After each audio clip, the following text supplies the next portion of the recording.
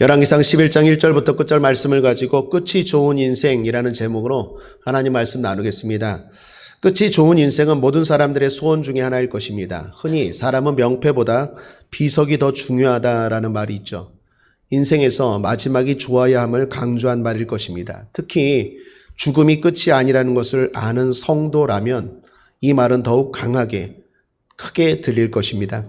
사랑하는 여러분, 우리는 끝이 좋은 인생이 되어야 하겠습니다. 왜 그렇습니까? 이 세상에서의 끝은 진정한 끝이 아니라 저 하늘을 향한 새로운 시작이기 때문입니다. 이런 측면에서 사람들의 인생을 좀 나눈다면 네 종류로 나눌 수 있을 것 같습니다. 첫째는 시작도 좋고 끝도 좋은 사람입니다. 성경에서 이런 사람을 꼽으라면 제 생각에 모세가 아닌가 생각합니다. 모세는 하나님의 백성으로 태어났지만 동시에 바로의 왕자가 되었죠. 그는 동년배 히브리 유아들이 다 죽음 당할 때 살아남았죠. 살아남았을 뿐만 아니라 바로의 공주의 아들로 입양되어 왕자까지 되었죠. 어린 시절은 애국 궁중에서 문무를 경험했습니다. 또한 이후에는 자기 민족인 가나안, 이스라엘 백성들을 가나안으로 인도하는 하나님의 사람, 하나님의 지도자가 되었죠. 그렇게 평생 하나님의 사명을 멋지게 감당하고 특별히 끝도 멋졌어요. 죽을 때 멋지게 죽지 않습니까? 모세가 120세에 죽었는데 느보산에서 죽었죠. 가나안 땅에 들어가고 싶었지만 하나님 말씀대로 느보산에서 하나님의 뜻대로 죽었습니다. 성경은 아니지만 성경과 관련된 귀한 자료가 있습니다. 미드라쉬라는 책입니다. 거기에 보면 하나님이 모세를 데려가셨다라고 기록되어 있다고 합니다. 그러니까 모세가 안 죽으려고 하자 하나님이 모세에게 이렇게 말했대요. 모세야, 내가 지금 나에게 오는 것이 너에게 좋은 거야. 네가 나에게 오면 너의 장례식은 내가 필히 치루어 줄게. 세상에서 하나님이 장례식을 치러준 사람은 모세밖에 없는 것 같습니다. 그렇게 말씀하시고 데려가셨다라고 말합니다. 그래서 모세의 무덤은 이 땅에 없다고 합니다. 모세는 그렇게 하나님의 능력과 은혜 가운데 살고 마지막도 욕심부리고 교만하고 고집으로 산 게 아니라 하나님의 뜻 가운데 멋지게 끝이 아름다운 인생이 되었다라는 것입니다. 둘째로 시작도 안 좋고 끝도 안 좋은 사람입니다. 최악의 사람이죠. 이런 사람을 꼽으라면 성경의 헤롯 왕이 아닌가 생각합니다. 이 사람은 원래 노예로 태어났습니다. 그래서 분노가 많고 증오가 많았습니다. 그런 방법으로 수단과 방법을 가리지 않고 권력을 잡았습니다. 권력을 잡고 난 후에는 수많은 사람들을 죽였죠. 여러 가지로 하나님이 깨달음을 주셨는데도 돌이킴이 없었습니다. 이 사람이 죽인 사람 가운데 그 유명한 세례 요한도 이 사람에 의해 죽었습니다. 죽을 때까지도 그는 악하게 죽었습니다. 그래서 자기 장례식 때 우는 사람이 없을까 봐 존경받는 70명의 지도자들을 함께 죽이라고 유언을 했죠. 그래서 그가 죽을 때는 70명의 유대 지도자들이 함께 죽었습니다. 시작도 삶도 끝도 최악인 사람이 헤롯 대왕 아닌가 생각합니다. 셋째로 시작은 안 좋은데 끝이 좋은 사람입니다. 이런 사람의 대표는 바울일 것 같습니다. 바울. 성경은 그의 시작을 뭐라고 말합니까? 이단자였다라고 말합니다. 예수 믿는 사람을 핍박하는 자였죠. 그것도 그런 무리의 지도자격이었습니다. 그런 그가 주님을 만났습니다. 그리고 변화되었어요. 그리고 멋진 인생을 살게 됩니다. 바울만큼 하나님 앞에 신실하게 산 사람이 있을까 할 정도로 모범이 되는 사람이 바울입니다. 그의 마지막도 멋졌죠. 하늘 면류관을 바라보면서 순교하지 않겠습니까? 사랑하는 여러분, 순교 아무나 합니까? 절대 아무나 할 수 있는 것이 순교가 아닙니다. 순교는 하나님의 특별한 사랑이고 어찌 보면 이 땅에서 가장 큰 사랑입니다. 할 수 있다고 할 수 있는 것도 아니고 하고 싶다고 하게 되는 것도 아닌 게 순교입니다. 순교는 가장 큰 특권입니다. 제가 젊었을 당시 다녔던 부평의 어느 감리교회의 표가 이거였습니다. 주여 순교자를 배출하는 교회가 되게 하여 주옵소서. 이 구호는 제 마음에도 있습니다. 우리 국제하모니교회가 바라기는 제가 첫 번째로 바라기는 자격은 안 되지만 하나님이 은혜를 베풀어 주셔서 하나님 영광 위하여 멋지게 마지막을 죽을 때 특별히 순교한다면 이건 정말 가문의 영광 그것 이상일 것입니다. 제가 만약에 못할지라도 우리 교회가 순교자를 배출하는 교회가 된다면 그것은 세상 어느 교회보다도 가장 큰 영광스러운 교회, 복된 교회일 것입니다. 하늘에 가면 분명히 알 거예요. 주여 순교자를 배출하는 교회가 되게 하여 주옵소서. 바울은 그렇게 시작은 별로 좋지 않았지만 끝이 아주 좋은 인생이었습니다. 마지막으로 시작은 좋은데 끝이 안 좋은 사람입니다. 이런 사람들은 좀 많죠. 사울이 그랬고 가룟 유다도 그랬습니다. 사울은 이스라엘의 최초 왕이었고 가룟 유다는 예수님의 12제자였습니다. 그러나 둘 다 끝이 안 좋았죠. 그리고 또 한 사람이 바로 오늘 성경의 주인공 솔로몬입니다. 그의 출발은 어땠습니까? 1,000번째로 설명되죠. 하나님 앞에 그만큼 신실했던 사람입니다. 그래서 복도 참 많이 받은 사람입니다. 그런데 그의 끝은 정말 좋지 않습니다. 오늘 말씀이 바로 그의 마지막을 보여주는 말씀입니다. 사랑하는 여러분, 먼저 축복합니다. 우리는 시작이 좋든 안 좋든 끝은 반드시 좋은 인생이어야 되겠습니다. 자, 그렇다면 솔로몬은 왜 끝이 안 좋은 인생이 되었을까요? 이 사람을 반면교사 삼아 우리는 끝이 좋은 인생이 되어야 하겠습니다. 솔로몬의 타락을 보면 공통점이 있습니다. 그것은 말씀입니다. 말씀을 점점 멀리합니다. 말씀은 하나님 아닙니까? 말씀을 멀리한다는 것은 하나님을 멀리하는 것과 같습니다. 그가 말씀을 멀리하는 모습을 보면 3단계로 크게 나눌 수 있을 것 같습니다. 첫 번째, 말씀을 가볍게 여기는 단계입니다. 말씀이 가벼워집니다. 말씀을 들어도 그것을 경홀히 여깁니다. 가볍게 여깁니다. 오늘 본문에 보면 솔로몬이 많은 여인을 사랑했다라고 말합니다. 1절 말씀 여러분 함께 한번 읽어보시죠. 시작.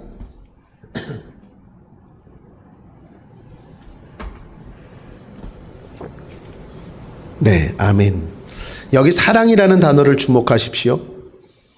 솔로몬이 많은 여인을 사랑하였다라고 말하는데 이 단어는요, 앞에 열왕기상 3장의 기본 산당에서 하나님 앞에 1,000번제를 드릴 때 그 사랑과 동일한 단어입니다. 하나님을 향했던 사랑이 여인을 향하고 있습니다. 당시에 솔로몬은 후궁이 700이었고 첩이 300이었다라고 말합니다. 한마디로 아내가 1,000명이었습니다. 이것은 정치적인 이유이기도 했지만 또 하나의 이유가 있습니다. 그것은 진짜로 여인들을 그만큼 사랑했던 것 같습니다. 그런데 문제는 이것이 당시 왕들에게 흠이 되지 않았다라는 거예요. 솔로몬 당시의 이방 왕들을 보면 다 그렇게 했고 솔로몬보다 더 많은 왕비와 후궁을 둔 왕도 있었습니다. 그런데 문제는 뭡니까? 말씀이 그것을 금하고 있다라는 거예요. 신명기 17장 특별히 16절에 보면 왕된 자는 이라고 말하면서 17절 이하에 이런 말씀이 있습니다. 왕된 자는 아내를 많이 두어서 그 마음이 미혹되게 말 것이며 은금을 자기를 위하여 많이 쌓지 말 것이니라. 그가 왕위에 오르거든 레위 사람 제사장 앞에 보관한 이 율법서를 등사하여 평생에 자기 옆에 두고 읽어서 그 하나님 여호와 경외하기를 배우며 이 율법의 모든 말과 이 규례를 지켜 행할 것이라. 그렇습니다. 문화는 괜찮은데 말씀이 금하고 있습니다. 솔로몬이 1,000명의 부인을 둔다고 해서 당시에 누구도 손가락질할 사람은 없습니다. 그런데 문제는 뭡니까? 말씀이 어긋나요. 여러분, 우리가 이 땅을 살아가면서도 그렇습니다. 우리가 행하는 모든 것들이 세상 사람들이 손가락질하지 않을지라도 말씀에서 금하는 것들은 금해야 할 줄 믿습니다. 성도는 문화가 아니라 말씀을 따라가는 사람 아니겠습니까? 결국 그 많은 여인들은 솔로몬의 마음을 흔들기 시작했어요. 솔로몬은 분명히 신명기 17장 말씀을 알고 있었을 거예요. 그런데 이 말씀을 가볍게 여긴 거죠. 그리고 많은 여인을 두었어요. 그 여인들이 솔로몬의 마음을 흔드는데 젊었을 때는 별로 흔들리지 않았는데 문제는 노년입니다. 나이가 들수록 그의 마음이 흔들려요. 4절을 보시면 솔로몬의 나이 늙을 때 왕비들이 그 마음을 돌이켜 다른 신들을 쫓게 하였으므로 왕의 마음이 그 붙인 다윗의 마음과 같이 아니하여 그 하나님 여호와 앞에 온전치 못하였으니. 아내들은 계속 솔로몬의 마음을 흔들었을 거예요. 자기들의 믿는 신, 이방 신들을 섬기라고 계속 요구했을 거예요. 결국 솔로몬은 노년에 마음이 하나님으로부터 그 신들로 돌이키게 됩니다. 아마도 솔로몬이 그랬을 거예요. 가정의 평화를 위해서 솔로몬의 마음이 결국 하나님으로부터 이방 여인들로부터 이방 신들로 향하게 됩니다. 결국 5절을 보십시오. 이는 시돈 사람의 여신 아스다롯을 쫓고 암몬 사람의 가증한 밀곰을 쫓음이러라. 말도 안 되는 일을 하게 됩니다. 1,000번째의 지혜자가 우상을 쫓게 되었다라는 것입니다. 이것이 솔로몬의 첫 번째 문제입니다. 기록된 하나님의 말씀을 가볍게 여기고 하나씩 어기기 시작합니다. 이런저런 핑계를 대면서 말씀을 가볍게 대하기 시작합니다. 둘째로 말씀 앞에 고집을 피웁니다. 이런 솔로몬의 모습에 하나님은 어떻게 하실까요? 당연히 진노하십니다. 여러분, 만약에 진노하지 않는다면 그게 이상한 거 아닙니까?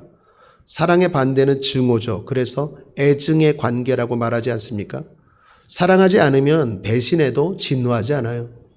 사랑하니까 진노하고, 사랑하니까 하나님 뜻대로 살지 않으면 징계, 진노도 하는 거죠.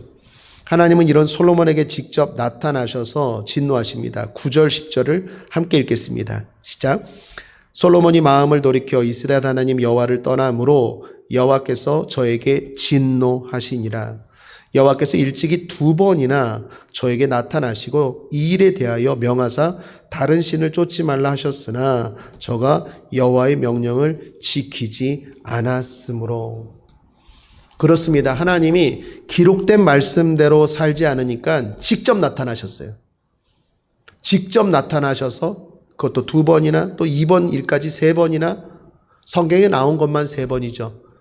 3번보다 더 많이 말씀하셨을 것 같아요. 3이라는 게 상징적인 수니까. 중요한 건 하나님이 충분히 직접 말씀도 하셨다라는 것입니다. 사랑하는 여러분, 그렇습니다. 우리가 성경의 말씀들을 하나씩 어기기 시작하면 하나님은 진노하십니다. 그리고 이제는 실제로 말씀하십니다. 직접 말씀하십니다. 어떻게 말씀하십니까? 성령으로, 환경으로. 오늘날도 이 하나님은 동일한 하나님입니다.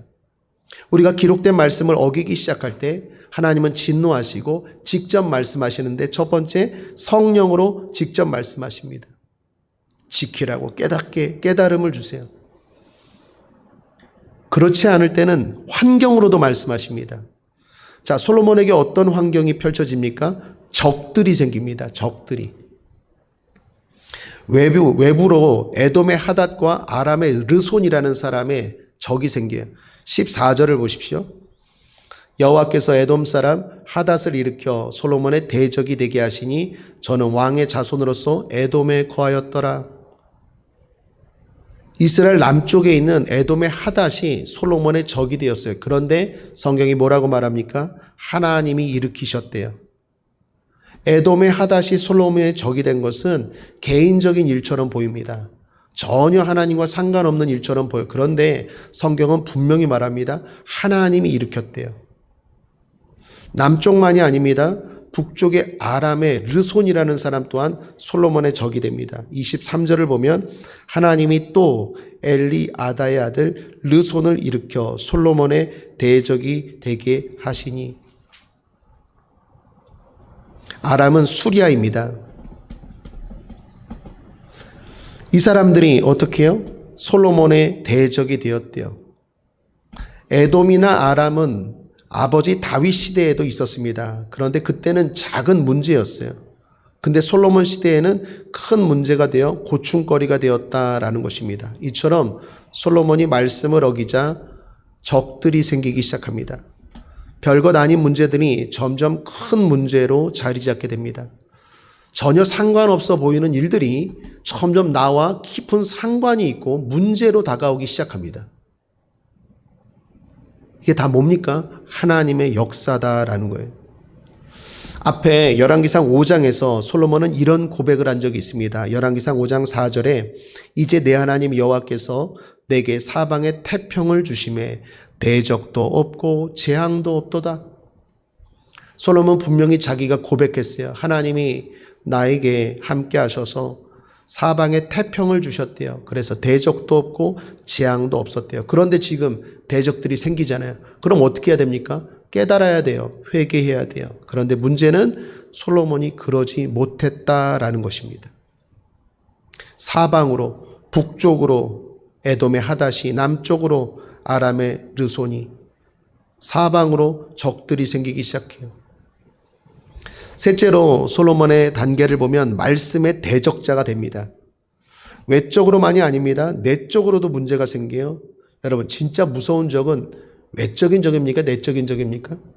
내적인 적이 더 강력할 때가 많죠. 솔로몬에게도 그런 것 같아요. 내부에 적이 생기는데 그 적은 여로보암이라는 사람입니다. 26절을 보시면 솔로몬의 신복 느밧의 아들 여로보암이 또한 손을 들어 왕을 대적하였으니 저는 에브라임 족속인 스레다 사람이요 그 어미의 이름은 수루아니 과부더라. 여로보암은 과부의 아들이었습니다. 그런데 그는 원래 솔로몬이 아끼던 신하였어요. 그러니까 충성스러운 신하였어요. 그런데 여로보암이 대적자가 되었대요. 여로보암이 대적자가 된 것은 이것도 하나님 때문이었습니다. 하나님이 아히야 선지자를 통해서 여로보암에게 예언을 해 주었습니다. 솔로몬 이후에 나라가 갈라질 것이다. 내가 10지파를 담당하는 지도자가 될 것이다. 중요한 건 하나님의 이 말씀, 하나님의 이 예언, 신학적으로 말하면 신탁이라고 말하거든요. 하나님이 말씀을 탁 맡기다. 그 예언이라는 게 신탁인데 하나님의 예언, 앞으로 이렇게 될 것이다. 말씀을 맡겼는데 그 말씀을 솔로몬도 들었어요. 알았어요. 그러면 어떻게 해야 될까요? 회개해야 되는데 그 여로보암을 죽이려 합니다. 40절. 이러므로 솔로몬이 여로보암을 죽이려 하매. 여러분, 이 장면을 보면 생각나는 장면이 없습니까? 다윗을 죽이려고 하는 사울. 하나님이 다윗을 왕으로 선정했어요. 기름 부었어요. 사울이 그걸 알아요. 알면 어떻게 해야 됩니까? 하나님을 대적할 자가 누구 있습니까? 하나님이 세우시는데, 하나님이 높으시는데 막을 자가 누가 있겠습니까? 그런데 그 사울이 그 다윗을 계속 죽이려고 하지 않습니까? 근데 솔로몬이 지금 그래요. 하나님이 여로보암을 세우려고 했다. 그러면 그 이유를 생각하고 자신을 돌아보고 왜 하나님이 여로보암을 세우려고 하는가? 회개했다면 하나님은 솔로몬에게 더 아름다운 축복을 그리고 마지막에 은혜를 베풀어서 끝이 좋은 인생이 되었을 것 같아요. 그런데 문제는 뭡니까? 솔로몬은 하나님을 대적하기 시작합니다. 하나님이 세우려고 했던 여로보암을 죽이려고 합니다.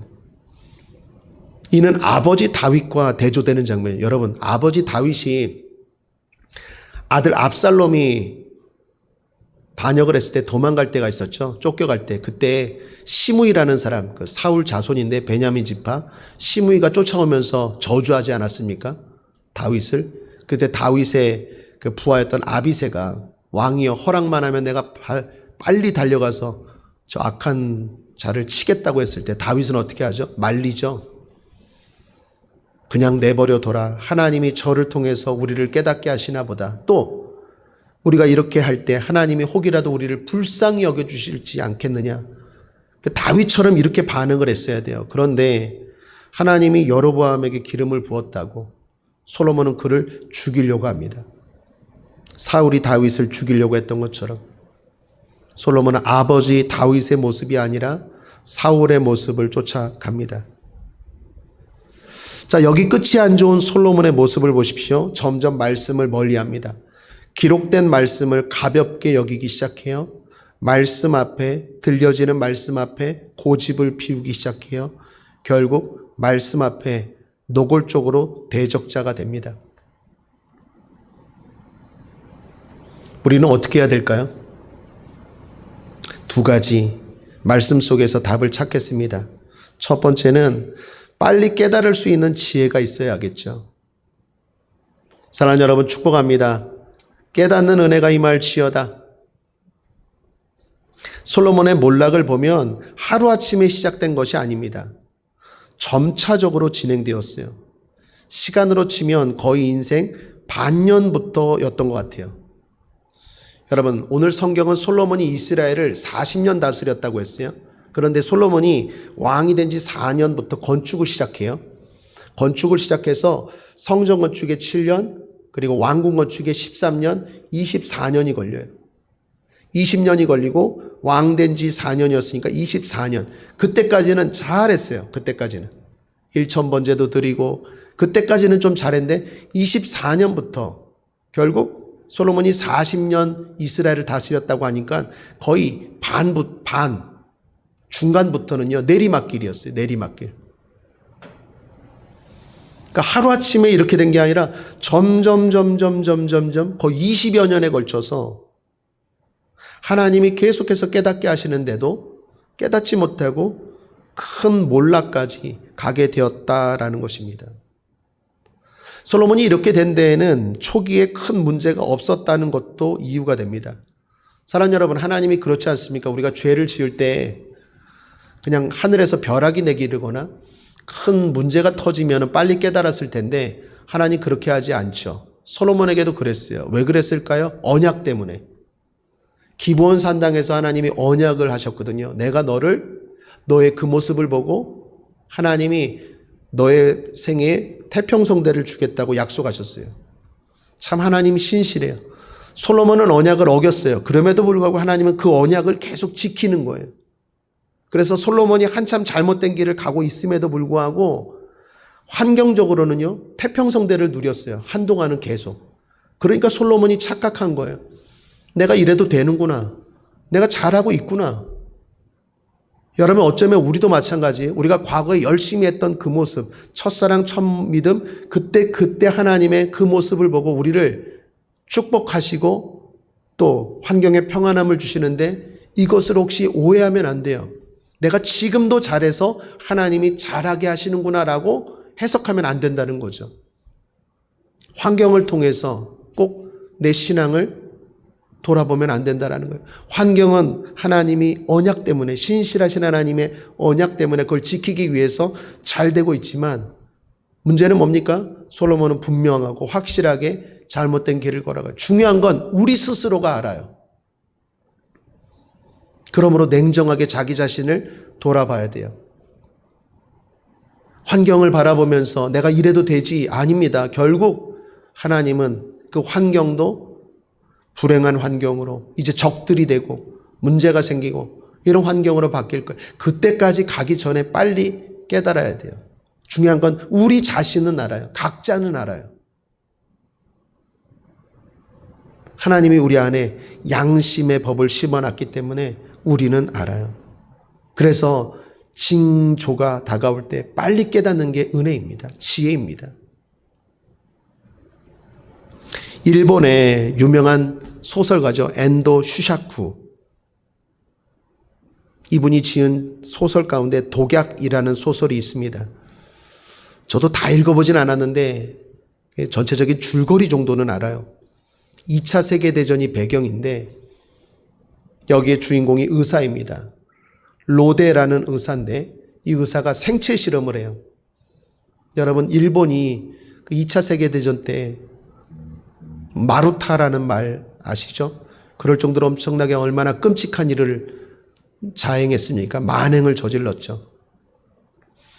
사람들이 어떻게 할 때 고통을 느끼나, 어떻게 반응하나, 그래갖고 산 사람을 가지고 마치 실험지, 지금 사용하는 모르모트나 그런 실험쥐처럼 사람을 그냥 실험 대상으로 우리나라 사람들 전쟁 포로들을 데리고 생체 실험을 하는데 이 로데라는 의사가 그 생체 실험을 하는 주인공이에요.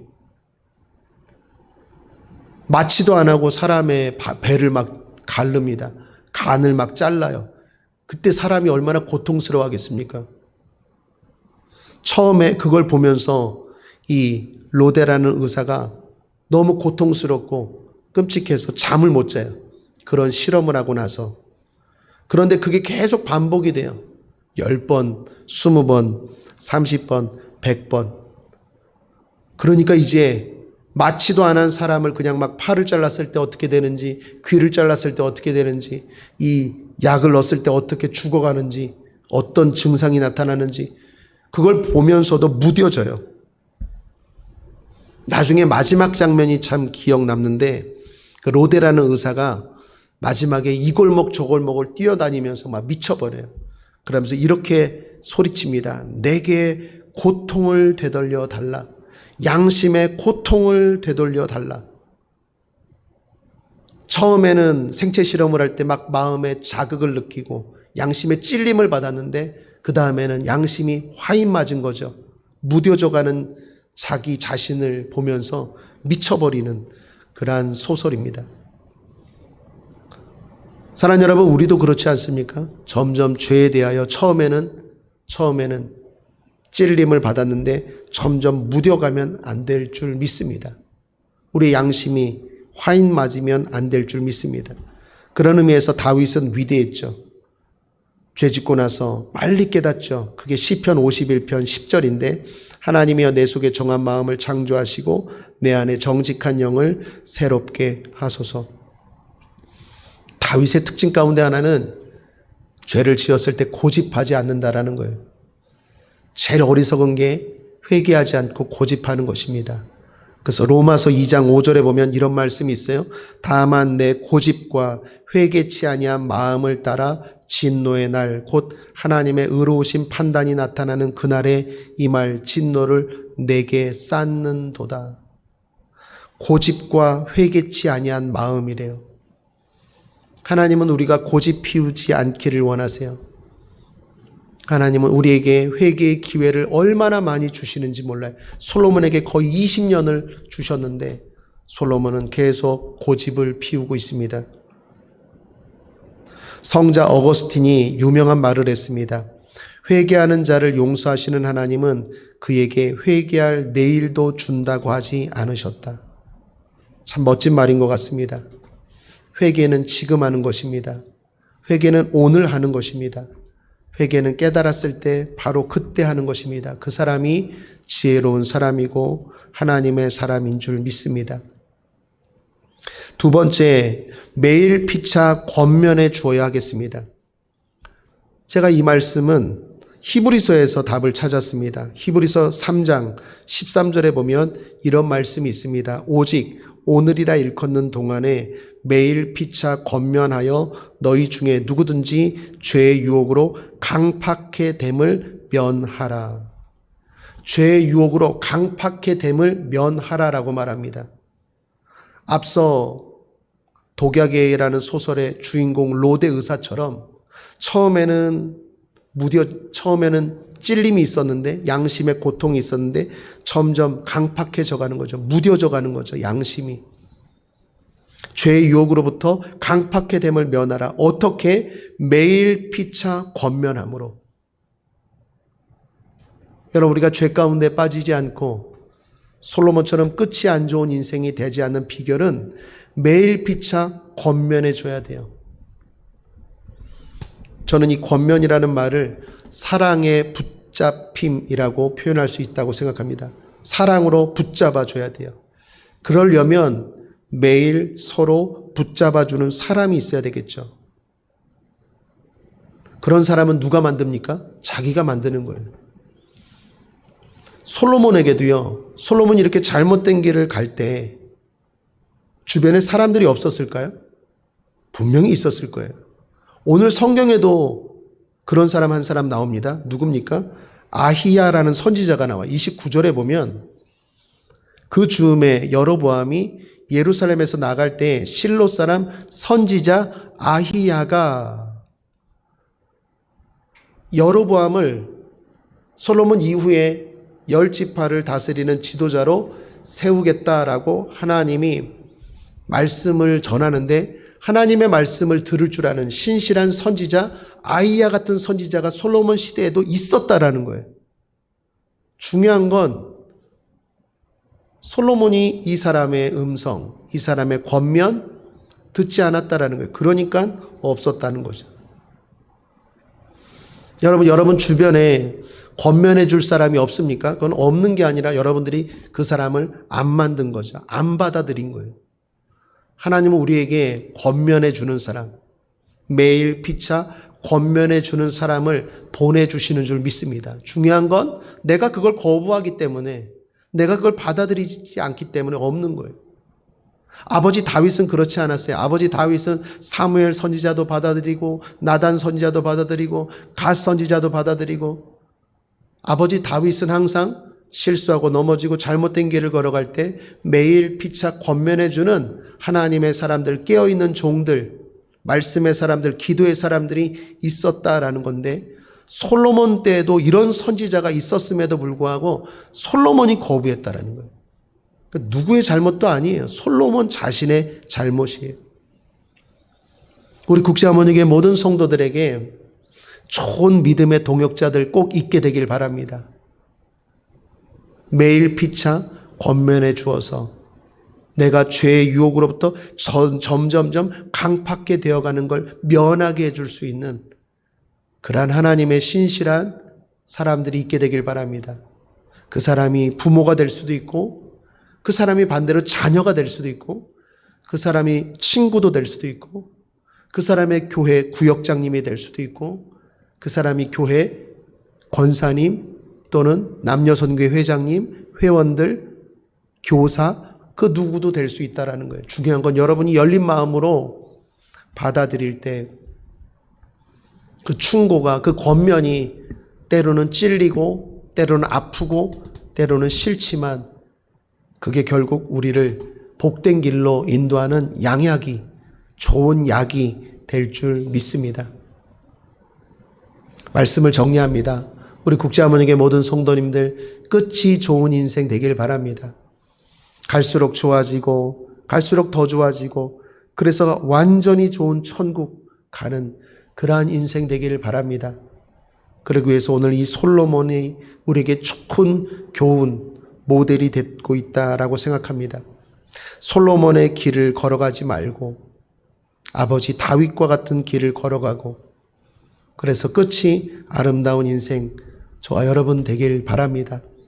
빨리 깨달을 수 있는 지혜와 매일 피차 권면해주는 동역자들이 저와 여러분 가운데 넘치시기를, 그러한 교회가 우리 교회인 줄 믿습니다. 또한 그렇게 되기를 주님의 이름으로 축원합니다. 기도하겠습니다. 좋으신 하나님 아버지 감사합니다. 우리 사랑하는 성도들 갈수록 더 좋은 인생, 갈수록 더 잘되는 인생, 갈수록 더 하나님 앞에 영광 돌리고 복받는 인생 되게 하여 주시옵소서. 감사드리며 예수님의 이름으로 축복하고 기도했습니다. 아멘.